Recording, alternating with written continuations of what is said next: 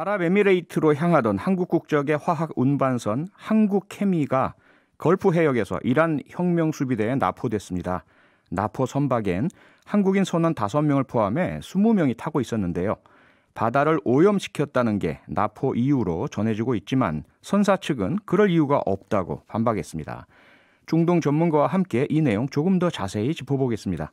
명지대 중동문제연구소 박현도 교수입니다. 박현도 교수님 안녕하세요. 네, 안녕하십니까. 네, 한국 케미오가 납포된 지역이요. 걸프 해역의 입구인 호르무즈 해협이지 않습니까? 우리가 뭐 뉴스를 통해서 자주 듣긴 했는데 중동에서도 긴장감이 아주 높은 지역으로 꼽히지 않습니까? 이 지역이? 그렇죠. 세계에서 가장 그 원유가 많이 유통되는 곳이 바로 이 지역인데요. 네. 하루에 이쪽을 나다니는 그 석유만 해도 2,100만 배럴입니다. 그러니까 2,100만 배럴이면 감이 잘 안 나오실 텐데 우리가 하루에 쓰는 게 300만 배럴이 안 되거든요. 네. 우리가 일일 소비량이요. 예. 그런데 그 전에 2011년에 리비아에서 난리가 났었을 때, 내전이 났었을 때 리비아가 하루 석유를 160만 배럴을 생산하는 국가인데 그거 우리가 수입하지도 않음에도 불구하고 우리 휘발유 값이 2,000원이 넘었었습니다. 네. 그런데 2,100만 배럴의 문제가 생긴다면은 뭐 이건 전 세계적으로 재앙이죠. 그런 곳입니다. 네, 그러면 문제가요. 도대체 왜 지금 이 시점에 한국 어선을 납포했느냐 이 부분인데요. 일단 공개적으로 나오기는 이란에서 주장하는 것은 이 한국 케미 배가 환경 규제를 어겨서 납포했다 이런 이야기인데 한국 케미호 선사 측에서는 그럴 리가 없다. 당시에 영해를 침범한 것도 아니고요. 이란 해역에 들어간 것도 아니고 해양 오염할 이유도 전혀 없다라는 주장을 하고 있어서 양측 주장이 많이 다릅니다. 그런데 만약에 아주 가정을 해서 설사 선박 오염이 사실이라고 하더라도 이렇게 영해가 아닌 곳에서 납포한다는 것 이거 가능합니까?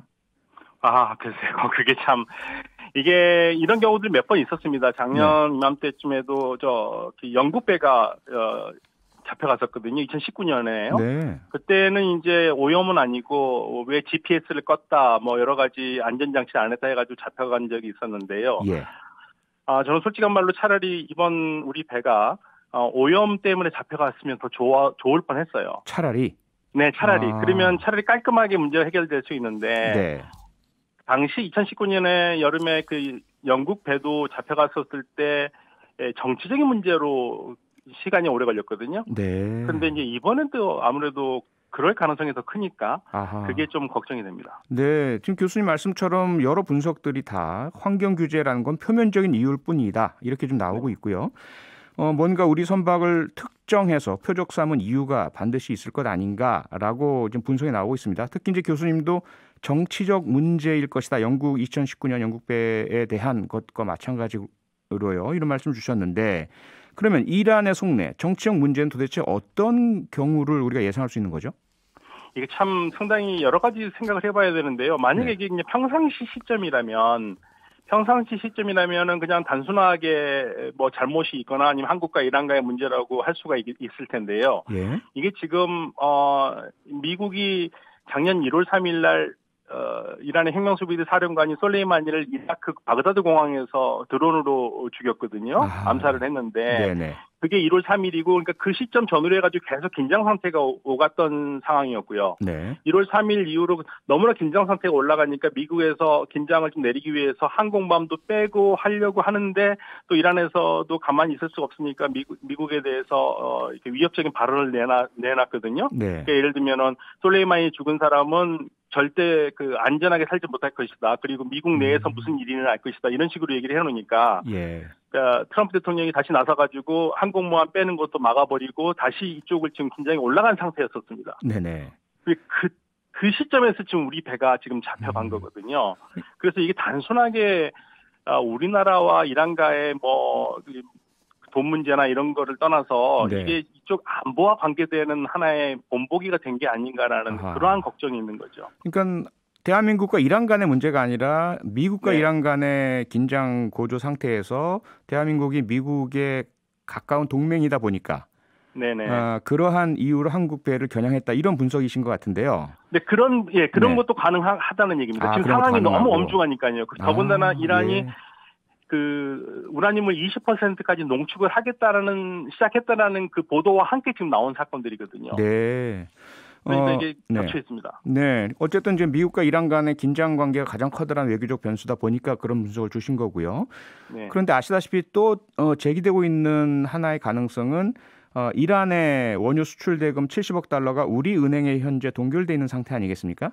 그렇죠. 역시 이제 미국과 이란 간의 갈등 문제 때문이기도 한데 네. 이 그 돈을 인도적 이유, 백신 구입 사유로 사용할 수 있도록 하자라는 이제 문제가 지금 대두가 돼 있는 상황 아니겠습니까? 네네. 이런 상황에서 이란이 혹시라도 이러한 백신 구입 비용이 미국을 거쳐서 달러로 지급이 되는 과정에서 혹시 동결될 가능성을 예상을 해서 미리 선제적으로 협상력을 확보하기 위해서 행한 조치다 이런 분석도 있지 않습니까? 그렇죠. 지금 네. 그런 얘기를 많이들 하고 있는데 물론 이제 우리 정부도 그렇고 이란에서는 거기에 대해서는 아니라고 얘기를 하고 있긴 합니다. 그런데 이제 무슨 말이냐면요, 우리가 사실은 이란한테 당연히 줘야 될 돈이거든요. 당연히 줘야 될 돈인데도 불구하고 미국이 제재를 하고 있기 때문에 그 돈을 줄 수가 없는 겁니다. 그러니까 우리 정부는 100% 주고 싶은데 은행들이 가지고 있는데요. 이 은행들이 그 돈을 우리 정부 말을 안 들어요. 왜냐하면 우리 정부 말을 들어서 만약에 제재 위반이 되면 은행이 문을 닫아야 될 정도의 심각한 타격을 받습니다. 아, 은행이 제재를 받으니까요? 그렇죠. 네네. 그러니까 쉽게 말해서 프랑스의 파리바 은행이 있는데요. 미국 제재 위반으로 해서 낸 벌금이 1조 원입니다. 아하. 그러니까 이런 게 무서우니까. 그리고 벌금도 벌금이지만 국제 금융 망에서 퇴출될 수가 있거든요. 네. 그럼 은행으로서는 사형 선고기 때문에 그래서 못 하고 있는데 그거를 이제 조정을 해서 미국과 미국의 승인을 받고 이란 쪽에서 돈을 주려고 그랬는데 이제 결국에는 이란이 돈 받는 라인이 미국을 통해서 받으니까 우리는 이제 돈을 줬는데 그게 미국 통해서 이란에 가야 되니까 미국에서 그걸 압류를 할까봐 그게 지금 걱정이 돼서 못 받고 있는 부분들이 있었거든요. 네네. 그래서 이제 그 부분이 문제가 된 게 아닌가라는 얘기가 하고 있는데 지금 현재 뭐 공식적으로는 우리 정부에서는 그건 아닌 것처럼 얘기를 하고 있습니다. 네, 우리나 이란 정부는 아니라고 하지만 미국 정부 국무부 대변인 명의 성명을 보면. 이번 사건이 이란 정부가 국제사회의 제재 완화를 얻어내기 위해 시도한 게 명백하다라면서 억류된 선박을 즉시 풀어줄 것을 요구했지 않습니까? 이건 어떻게 우리가 해석을 해야 될까요? 그렇죠. 그런데 사실은 이제 저는 이제 하나 걱정되는 거는 만약에 지금 배를 납포한 게 우리와 협상을 했던 이란 정부가 개입이 돼 있느냐, 즉 행정부가 개입이 돼 있느냐, 아니면은 행정부와 조율 없이 그냥 행정부의 태도에 불만을 품은 강경파 쪽인 군내에서 독자적으로 행동을 한 것이냐. 이 두 가지가 완전히 달라지는 상황이거든요. 만약에 강경파가 했다면은 말 그대로 이란 정부가 지금 현재 사실은 정권 교체기예요. 대통령 선거가 2월 달에 있고 현재 대통령은 뭐 한 게 없다고 계속적으로 지금 이란에서 아주 비판을 많이 받는 입장이기 때문에 강경파들이 이런 식으로밖에 못하냐. 그리고 결국에는 한국에서 나오는 돈이 뭐 인도적인 금액이라고 하지만 너무 적다. 그런 거에 불만을 품고 협상 필요 없다고 하기 위해서 한 거라면 이거는 우리에게는 별로 좋지가 않죠. 현재 우리 정부에서는요. 오늘 새벽에 청해부대 최영함 급파했고요. 그다음 외교부에서는 주한 이란 대사를 초치해서 강력하게 항의했지 않습니까? 그리고 조속한 억류 해제 요청도 하고요. 현재 이 정도면 뭐 충분하다고 보십니까? 아니면 우리가 조금 더 뭐 외교적인 노력을 더 해야 된다고 보십니까? 사실은 뭐 지금 우리가 결국에는 우리 차관이 가서 머리를 맞대고 얘기를 할 수밖에 없는 상황이고요. 우리 정부가 할 수 있는 걸 지금 최선을 다하고 있는 거는 맞습니다. 그런데 이제 문제는 우리가 한다고 해서 되지 않을 부분들이 있으니까 그게 사실은 문제죠. 미국과 이란의 문제니까요. 그러니까 미국과 이란의 문제가 풀리기 전에는 어렵거든요. 그동안 그렇기 때문에 우리가 이란과 문제가 계속 있어 왔고 심지어는 주한 이란 대사관이 우리나라 금융 대자가 없어요. 그것도 다 이런 문제들 때문이거든요. 그러니까 우리 정부가 안 해주고 싶어 안 해주는 게 아니라 이게 금융 문제 때문에 결국에는 미국이 풀어줘야 되기 때문에 생기는 문제인데 결국은 다시 말씀드린다면 미국에서 금융 제재 해제를 하기 위해서 이란이 이렇게 했다라는 것은 바로 그런 이유에서 그런 거죠. 만약에 미국이 자꾸만 이렇게 막고 모든 걸 막으니까 우린 제대로 좀 하기 위해서 이란에서 강경책을 썼다고 보는 거지 않습니까? 그런 부분에서 이란이 그렇게 움직였다고 보는 겁니다. 만약에 그런 분석들이 사실이라면 사실 우리가 어떻게 할 여지가 많이 좁아져 버리고요. 미국과 네. 이란 사이에 좀 풀려야 풀릴 수 있는 부분이기도 할 것 같은데 만약에 그 부분을 좀 제외한다면요. 한국과 이란 간의 문제로만 좁힌다면 사실 우리가 그동안 겪었던 소말리아 해적에 납포된 사례라든지 이런 상황에서는 상당히 협상이 어렵잖아요. 그런데 네네. 어쨌든 정부 국가와의 상황이다 보니까 협상 자체로 풀릴 수 있는 여지 좀 더 높다 이렇게 볼 수 있지는 않을까요?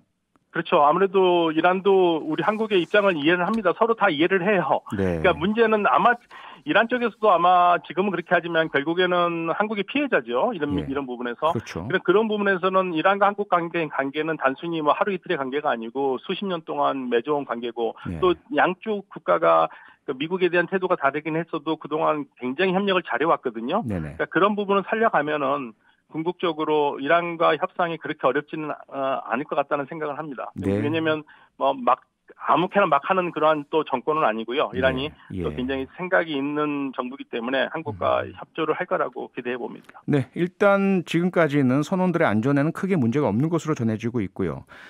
부디 큰 탈 없이 외교적으로 잘 해결되기를 기대해야 되겠습니다. 지금까지 명지대 중동문제연구소 박현도 교수였습니다. 교수님, 오늘 말씀 고맙습니다. 네, 감사합니다. 평일 저녁 6시 5분에 여러분을 찾아갑니다. MBC 라디오 표창원의 뉴스 하이킥.